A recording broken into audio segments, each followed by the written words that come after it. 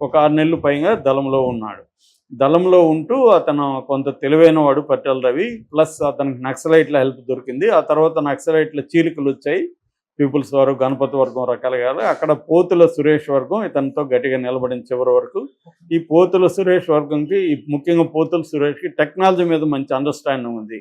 అంటే ఈ ఆహ్, మందు పాత్రలు పెట్టడం గావచ్చు, వెపన్స్ గావచ్చు, ఇవన్నీ గూడా మంచి ఎక్స్‌పీరియన్స్ ఉంది. దాంతో ఆ టెక్నాలజీని ఇతనికి అందించాడు.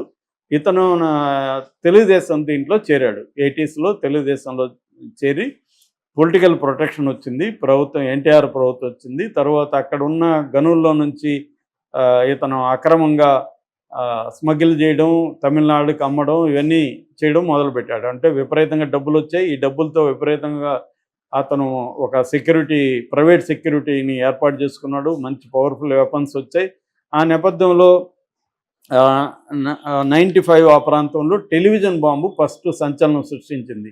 అంటే ఈ మద్దెల చెరువు సూరి వాళ్ళ ఫ్యామిలీని చంపడానికి టెలివిజన్ బాంబు. అంటే వాళ్ళు టెలివిజన్ని రిపేర్‌కి ఇచ్చుంటే వాళ్ళని రిపేర్ షాప్ వాళ్ళని వీళ్ళు కంట్రోల్ చేసుకొని ఆ టెలివిజన్‌లో బాంబులు పెట్టి మళ్ళీ డెలివరీ చేశారు. వాళ్ళని ఆన్ చేయగానే టెలివిజన్ ఇంట్లో పేలింది. దాదాపు ముగ్గురో, నలుగురో చనిపోయారు ఫ్యామిలీ. సో అది అప్పట్లో పెద్ద సంచలనం. అప్పట్లో అది చాలా అడ్వాన్స్డ్ టెక్నాలజీ. ఎవరు చేయలేదు.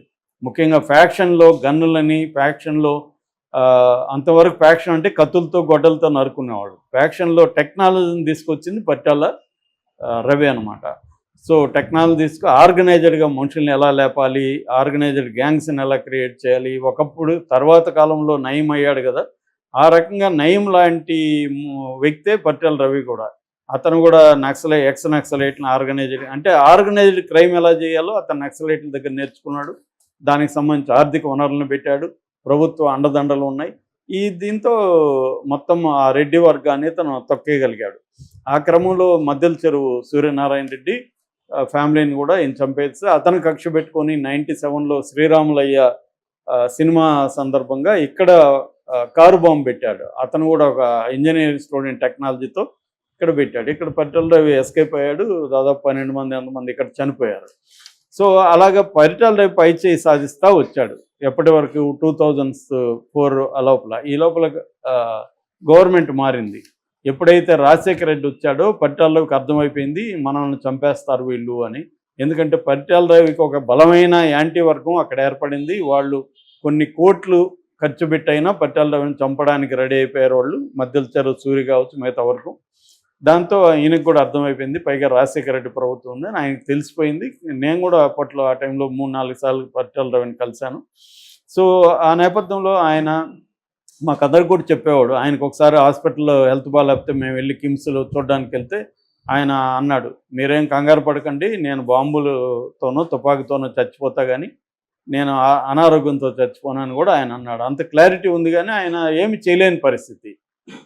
సో అలాగా ఆయన ఫైనల్గా 2025 జనవరి 24న ఆయన సెక్యూరిటీ ఉన్నా కూడా ఆయన్ని చంపేయగలిగారు. దాని తర్వాత చంపిన వాళ్ళల్లో కూడా చాలామంది మొద్దు, సీను ఇలాంటి వాళ్ళు చనిపోయారు మిస్టీరియస్గా. అంటే ఈయన్ని చంపిన వాళ్ళని కూడా చంపేశారు.